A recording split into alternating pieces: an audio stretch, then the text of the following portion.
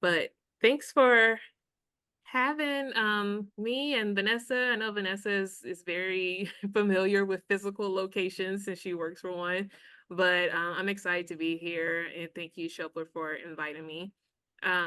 So I just wanted, we're both just going to talk about the National Association of Black Physical Therapists. I'm one of the co-founders, and Vanessa has helped start a chapter in Florida. So we just wanted to give a little bit about our experience with this organization and just being a Black physical therapist and just some tips at the end regarding health. So first, I'll just kind of get into my background. I became interested in physical therapy because I played sports like the majority of physical therapists. We got injured and said, oh, this might be something that we can do when we were working with a physical therapist. Um, what I gained when I went to PT school was the awareness of what all physical therapy can be. And my interest quickly shifted from sports more into functional medicine. And that's when I became a neuro PT.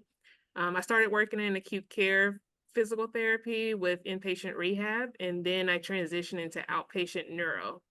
And I have pictures of my family because they are pretty much what drives me now regarding physical therapy in my career and just being able to understand some of the health inequities and ways to further educate those around me and those that look like me and those that live in my community.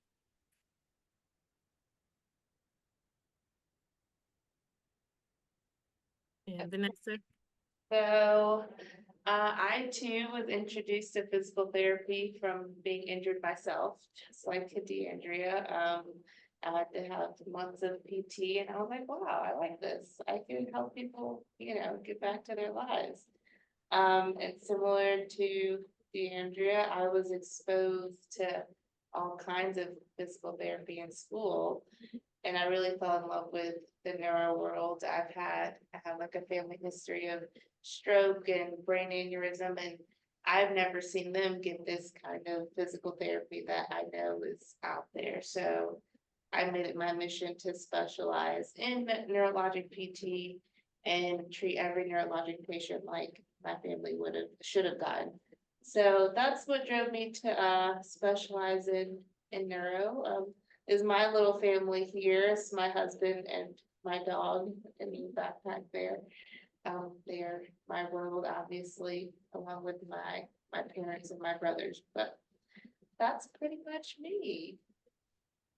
All right, so this just kind of gives a breakdown of NABPT. So the other co-founder, her name is Dr. Remy Anafane. She and I were both in physical therapy school together, and we had a pretty diverse class. So it was like we had very rich discussion just regarding our different backgrounds and our outlook on things regarding health, just, based off of the experiences that we had. And I think that that really helped to I might be biased, but I think that we had a really great class because of those discussions, and we're all doing different things in the field. But Remy and I went to our national organization that's all PTs from different settings come to. It's called CSM, Combined Sections Meeting. And when we were there, we quickly realized that even though our particular class, our cohort was diverse, the physical therapy field was not, because there wasn't too many people that looked like us when we went to that conference. And then as we started to network and meet people that did look like us in physical therapy, we learned that some people were like the only one in their class, or, the only few when they're doing continuing education. And sometimes, the experience that you have and what you're seeing in physical therapy don't exactly match. And that's why we decided to develop the National Association of Black Physical Therapists.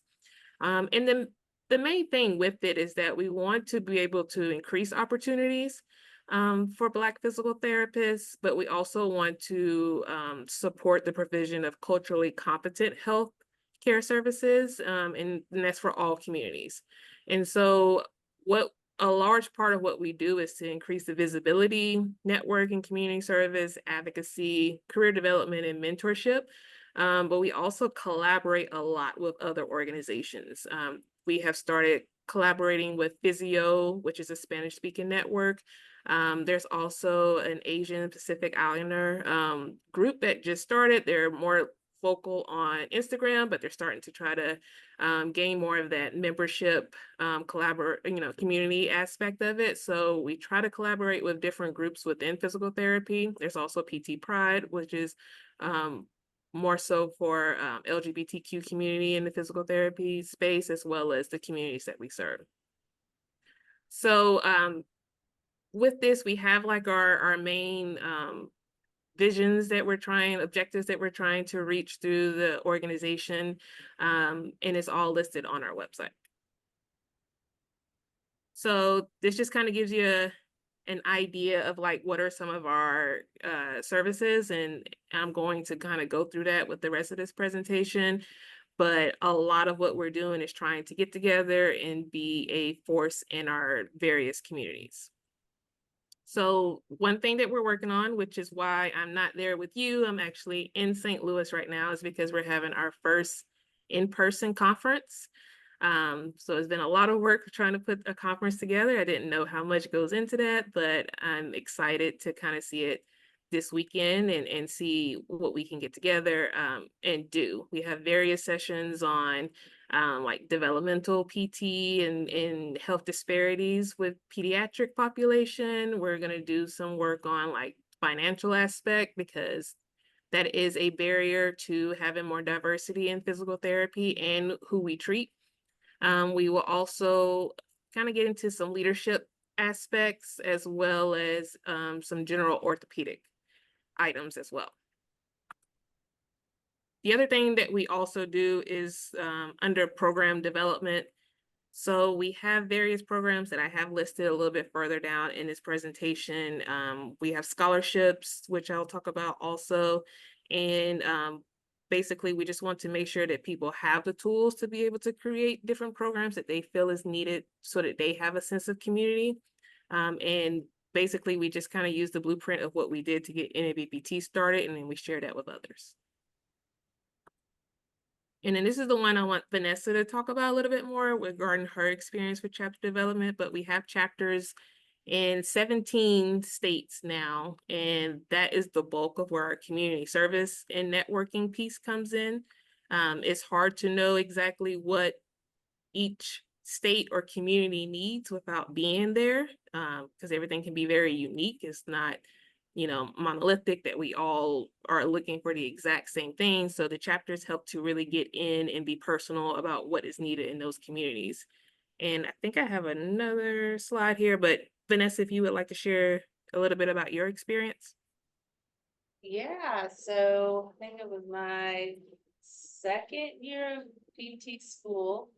Me and my friends got together and we said, hey, let's start a chapter, because we met Remy and DeAndrea, I think it was either at CSM, the big national conference, or at the student conference, one or the other, and learned about this organization. And we're like, wow, this is great. Like, where has this been all this time? So we really wanted to get involved. And so we started the Florida chapter. I went to Florida A&M University, which is HBCU. So of course, in our world, we were in this perfect little diverse bubble on campus. And then we meet students everywhere else, and especially across Florida. And they're like, oh, there's just one minority in their class. There's only one Black person, maybe one Asian, like literally just one. And we're like, wow, so like, how can we support them from our perfect bubble? Like, how can we support these other students across the state? So we went on, developed a chapter. It was a lot harder than I think any of us thought, but it was fun to do. And I think it was great because we were able to get students from all over the state. So Florida A&M is in Tallahassee. We were able to get students from Orlando and down in Miami to all like jump in and start this thing and really spread across the whole state. So it was great.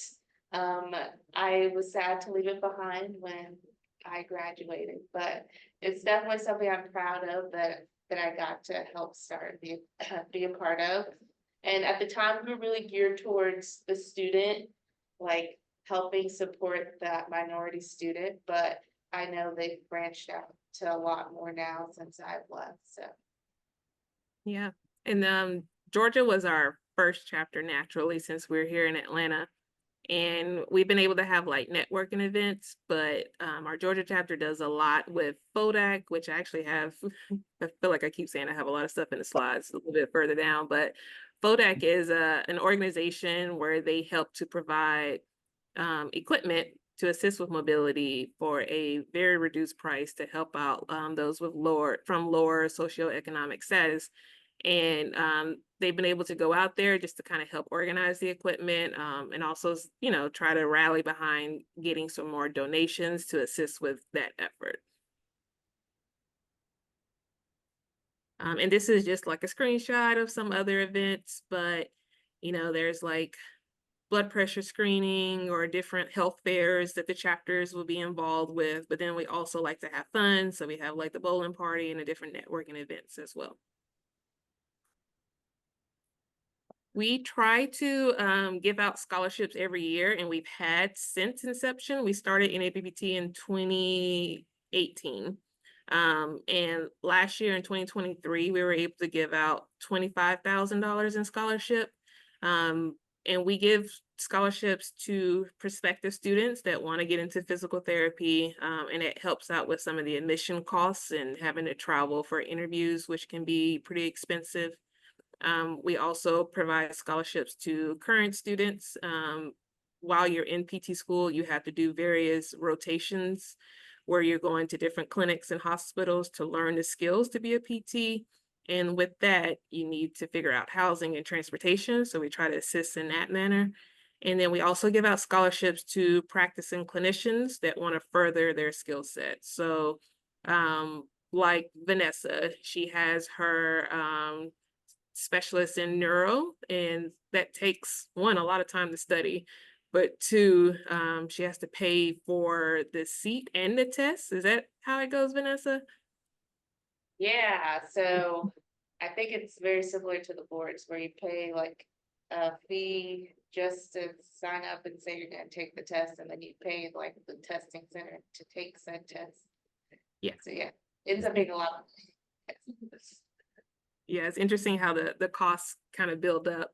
And then as a practicing clinician, and this, I think the number is pretty much the same per state, but it might be a little bit different. But we have to get 30 hours of continuing education so that we're keeping up our skill set. And that can cost a good bit of money if the company that you work for isn't able to provide that assistance. So we try to help out in those different areas. One of our biggest programs is the mentorship. With mentorship, what we have is something called Mentor Mondays, where we'll have someone that can focus on their career trajectory so that they can give that feedback to others. But we also have different pairings where prospective students can work with current students to see how to get into PT school, as well as students getting mentorship from clinicians and so on and so forth. And it's called the Each One Teach One. So once you learn something, we want to be able to give that back. And then some of our developing collaborations. So there is a group, can't see my full screen, but we have a group called Equip PT, and they go out to middle school and high schools and basically share a little bit about physical therapy so that it can become like a career option. Some people are just not exposed to it or know that there's someone that looks like them that's in that field. So we help out with them with that area. They also teach about basic wellness as well. We have melanated men in PT. Physical therapy is actually heavily dominated by women. So there's a lot of women in the group. And if, Black PTs only make up 5%, then Black men in PT is even less. So there's a group for them to be able to get together. There's admissions pathway and Exceed 3. This basically helping people to get prepared to get into PT school. Anatomy and kinesiology are a couple of courses that you have to go through and you need to know. We need to know that very well as PTs, but sometimes it can be a little bit difficult. So there's some just different things to kind of assist people along the way. Share My Nest helps out with being able to have resources for when you're traveling. And then we're developing some other groups where Sensory H2O, they help out with kids with disabilities and being able to have rehab services in the water. So something I think is very important is just like, what are some of the other initiatives in Georgia that can even be of service to you all in this support group, or if you want to be able to give back and help out in the community? There's the Center for Black Women's Wellness, and they do a lot in regards to assisting with like childcare or just being able to go through some general wellness, but what can you do for your kids as well as for yourself? Bridge of Life is, they have a really cool bus that they transformed. There's a shower inside the bus. And so they take that around Atlanta to be able to provide shower and clothes for people that are homeless. FODAC, I've already spoke about, but there's also like the Morehouse School of Medicine Health Initiative and the Grady Center for Health Equity, as well as the Latino Community Fund, where you can see more of the policy work that's happening, as well as some of the wellness activities that they're doing in Atlanta. So kind of wrapping up here, I think with some take-home messages after talking about NABPT is the importance of community. And I think it's important to have groups like this where you can support each other and be able to share your experiences and your resources. And so I put up this socio-ecological model. This is something that I try to share with the students that I teach at Emory, is that it's beyond just the individual and what you know, your skills and your attitude regarding your own health and wellness, but there's a lot of different things that play on what you can do. And so that's why NABPT is what it is, that we want to be able to affect change at that policy level and community level so that they can assist each individual, but also know that, if I want to work out and eat well, but my family is not on that same tip, that causes a little difficulty. So like, how do you educate everyone to kind of be on the wellness tip, as well as the different organizations where you work, where you commune, like where's your community, church, whatever it may be? How do we get everyone on board? And then those numbers can affect change on a policy level. And Vanessa, did you want to share some things about the health tips? Oh yeah, so health tips, building a community like we just talked about. And it starts with places like this, right? Connecting with people who can relate to what you're going through. Building a healthcare team. Oh my gosh, this one's so important. I like every patient I see, I recommend that they build the team. And there's actually a lot of research studies that show that patients who have this big healthcare team with different specialists, so like neurologists, primary care, cardiologists, all the different specialties on their team have better outcomes in the long run. And a physical therapist should be a part of that team, right? Even if you don't need them like at that time, it's good to keep one on your team that you could go to when you're having any mobility deficits that might come up. Findhelp.org. Andrea actually showed me this website recently. It's a great resource. You can find resources for anything from transportation to meal help to just anything. There's a whole host of resources on this website, and you can put in your zip code and find help with whatever you need, really. Educate yourself. I always try to empower all my patients to ask questions, ask all the questions. I get a lot of questions as a physical therapist from my patients about all their health needs because I see them all the time. I see them a couple times, 2-3 times a week for an hour. So we get close and they know me and they feel comfortable asking me these questions, but I really empower them to ask their MDs these questions too, the ones that are providing these prescriptions or recommending the surgeries. Don't just take the recommendation for what it is, ask the questions as to why you need it and how this is going to help you, what can you expect, and things like that. Exercise, even if it's as simple as going for a walk. I always tell my patients this, our bodies respond to the stimulus you give it. So if you sit all day, every day, your body will be really good at sitting and just sitting. But if you get up, if you move your body, it'll benefit you. And of course, moving and exercising can be challenging, but meet yourself where you are and maybe need help from like a physical therapist or someone else with a little more exercise knowledge to help you move safely, but movement is better than not. Sleeping.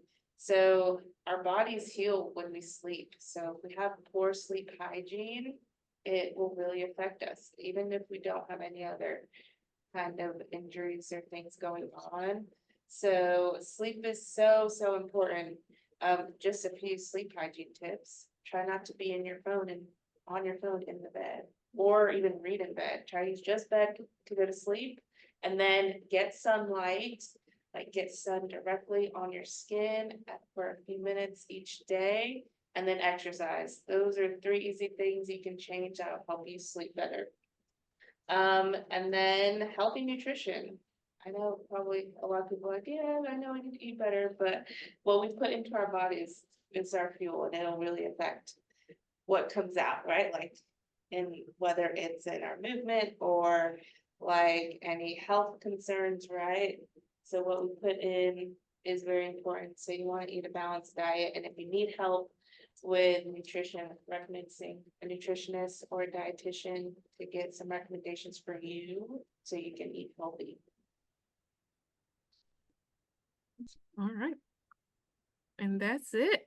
So we're everywhere in regards to NABPT, but I know Vanessa feels the same way I do, but I love chatting. Anyone has like, okay, I'm trying to do this type of exercise, but I'm having trouble here. I love trying to figure that out. So please don't hesitate to reach out to either one of us too.